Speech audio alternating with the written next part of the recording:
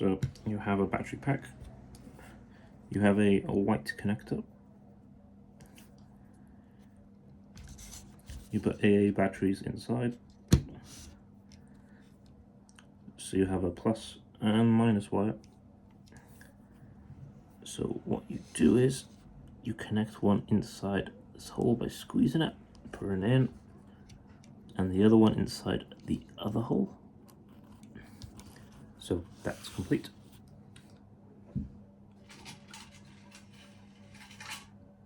Then you get your light. So you have a red wire, as you can see by here. Put the red wire inside this one. So you have red and red. And then you put the white one for black.